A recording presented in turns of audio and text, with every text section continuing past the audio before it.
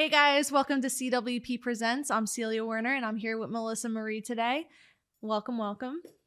I want you to tell everyone a little bit about your background. I know you do a lot of different things, but I also know that you've been very involved in the arts community.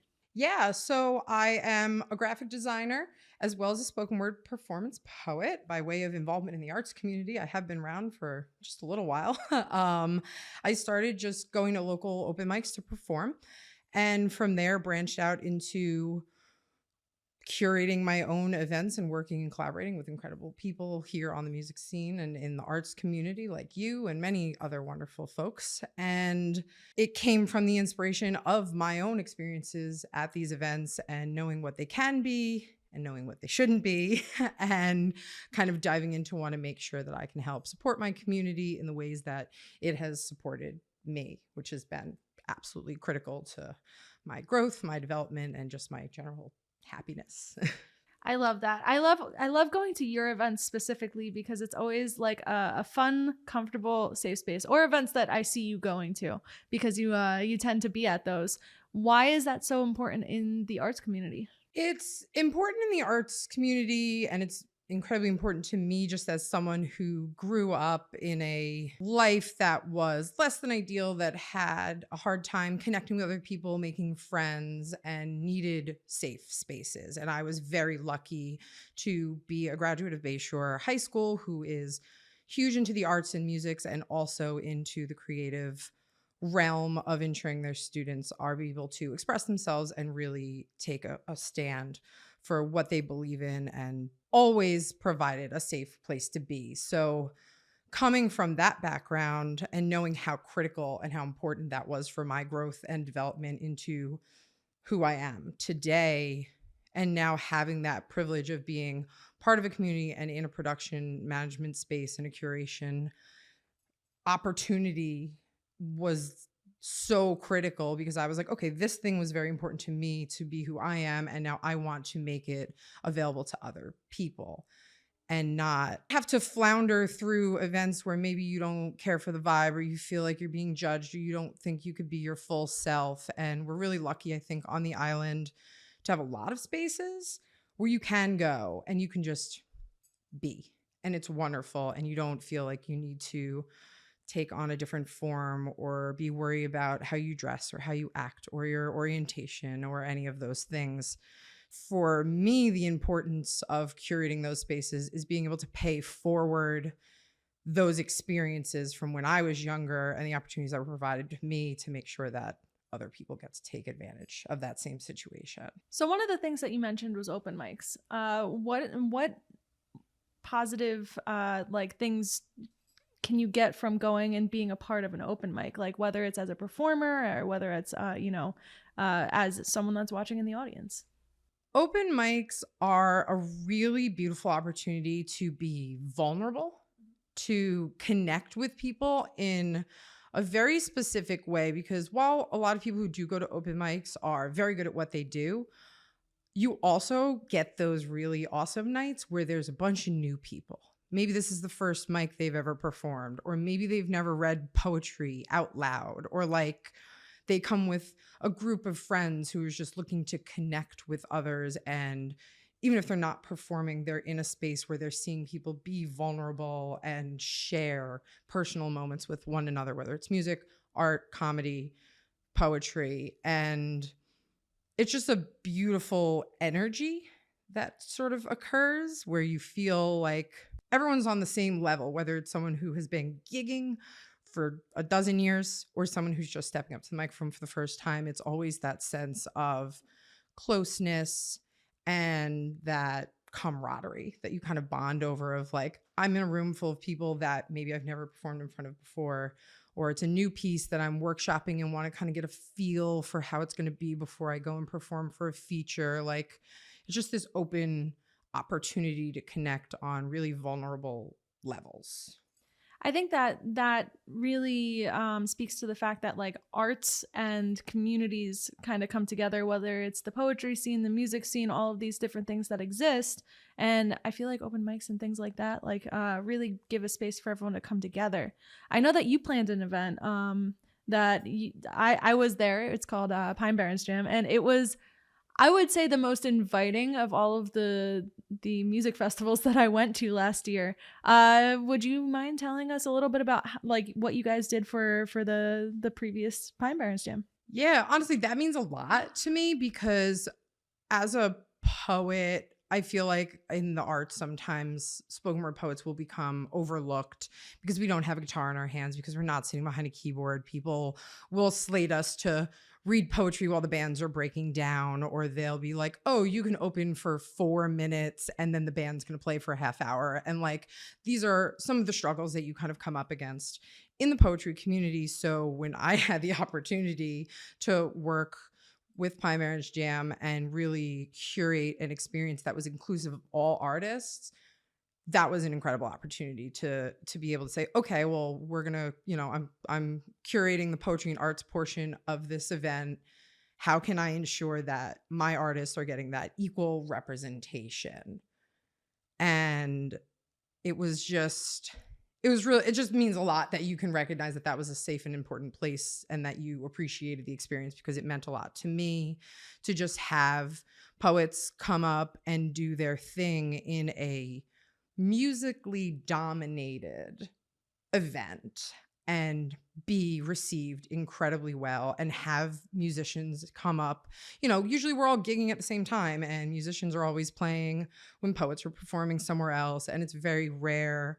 My friends very rarely get to see me perform because they're already doing a gig somewhere else, So Pine Barrens was a great opportunity to also allow musicians a moment to experience our poetry, since we alternated the stages so that nobody was overlapping one another and everybody got an opportunity to perform uninterrupted and uninhibited. And there were so many musicians that were so excited to just be like, oh, wow, I never get to see the poets perform, and this was incredible.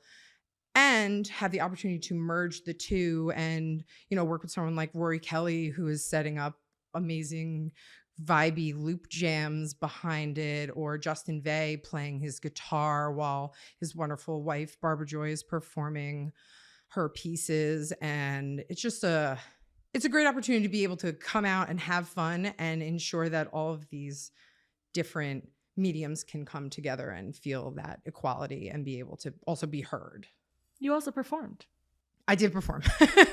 This past year, I did perform. My other two cohorts, Brianna Koksha and Nick Balzano, were like, why are you not reading? And it felt a little bit weird, but it actually meant a lot for them to ask me, because PBJ is important to me, and goodness knows I do like to run my mouth. So it was cool to be able to have some people that also, like I said before, don't usually get to catch me perform, say, oh my gosh, I'm going to sit and watch Melissa for 10 minutes. And it was very nice. Yeah, I was one of the ones there. Hello. That was me. Melissa, I know that like the arts is something near and dear to your heart, and we didn't go over these questions, so she's coming up with them as I come up with them.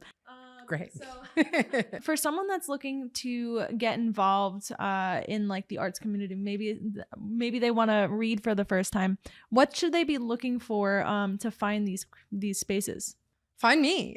No, I do tell people that though. I'm like, find me, literally Google Melissa Marie Imagery. You'll find me on all the social medias, add me, and I'm always posting events. I really try to hype up what everyone is doing, not just my events, not just poetry events. But the library is a really good place. All the local libraries, they have open mics and performances. They have writing workshops. I am very lucky to be part of a very built-in community of writers and musicians and people already. So I have a network. That's why I usually will just tell people, hey, if you befriend me, I can kind of point you in those directions. But the library is a great start. There's an open mic every night somewhere. Start Googling bars and and start Googling locations. I mean, Industry in Huntington has a really great one. Katie Smithtown it's more music oriented, but they have a really great one. They definitely have varied up. Like pre-COVID, I could have rattled off a million of them. It's definitely pared down a little bit. I am also, I'm not sure when this will be airing, but Shakedown in Medford, the new Medford location, myself and Brie Koksha are co-signed now as Production Babes. So keep an eye out for Production Babes. And we are starting an open mic at the Medford location of Shakedown, February 22nd. And then we're going to play around with the dates, so you can keep an eye out for that. And yeah, there's really always something going on pretty much anywhere. And then forget it, you get into the city and it's all over. You could just be going absolutely wild with places that you could connect with people. You mentioned the pandemic. What happened to the arts in the pandemic on the island? The arts were always very cohesive, but obviously when the pandemic happened, everyone simultaneously scattered but came together. Like, it was obviously very difficult to perform and interact with one another, but then at the same time it was okay, well, let's get some virtual writing workshop going, let's get some online open mics happening. You know, obviously you guys know, or a lot of people watching probably are aware, that I had quite a hand in a lot of virtual events in the time that the pandemic kicked off, and that was another way that I could create spaces for the community to come together. I do think that it gave a lot of artists of all mediums a time to play around, to try things they wouldn't normally do, get more creative, start doing more virtual things, doing videos, doing content, figuring out ways that they can connect with their friends and with their fans and with people in their community virtually. So there are so many people that came out of the pandemic now that are doing completely different things than when they went into it, myself very included. And now that we're coming back into a safer experience, there are new communities formed that didn't exist pre-pandemic. And I think that that's really exciting because it gave the opportunity for these little niche moments to really grow and expand. And now we're up and we're out and about. Music Exchange obviously gets a huge shout out. They were an incredible influence in everything that I've done. And pandemic hit and they were like, cool, we're just virtual now. And people just started sending in edited videos and recording content. I definitely got very comfortable on the screen, just submitting stuff to them every week. And then now they're back. They're in Huntington at Industry. I believe it's monthly. So they're kind of reworking themselves back into the community. And, you know, I'm doing the same. I was hosting writing workshops online. I was hosting open mic experiences. And I really got to come into my event curation space from a digital standpoint and then work my way backwards into a physical standpoint to now be able to do things like hosting a music festival, having an open mic at Shakedown, doing experiences all over the island, and working with a lot of really incredible people. I love your journey. Your journey has been so much fun to follow. It's funny because you met me like at the beginning of my journey. Like, I mean, we're always on a journey, obviously, but you were there in the beginning. Like, I met you in the pandemic, and like, I feel like all my pandemic people, as I call them, are some of the people that I'm absolutely the closest with now, because we had to kind of overcome those adversities and triumphs and figure out how to make things work in a very, very weird time. And now we're like, cool. We made a lot of cool things and put a lot of stuff into place, and now we can kind of hybrid those experiences and do them here. Yeah, it's great. I love like seeing where you've gone in this whole process. Melissa, if someone wants to find you and follow you and see what else you do on this continued journey, where would they go? So like I said earlier, if you just Google Melissa Marie Imagery, IMAGERY, that's going to be the easiest answer. But it is Melissa Marie Imagery on Instagram, Melissa Marie on Facebook, pinebarrensjam.com is the music festival.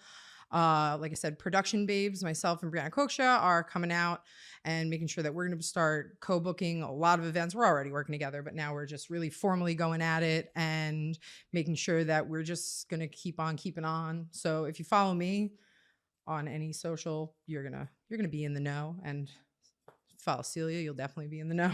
That's fair. I am at a lot of the things you do. But thank you so much for sitting down with us, and I can't wait for everyone to see the piece of content that we created. It was so much fun. I really hope that you guys like it. Those were new pieces that I have almost rarely ever performed. They're very, very fresh, and I've definitely never recorded them. So that meant a lot, and they were pieces that are really close to my heart. So thank you for that opportunity and this gorgeous space and your gorgeous face and Theo. And I just really appreciate your time so much. And thanks everyone for tuning in.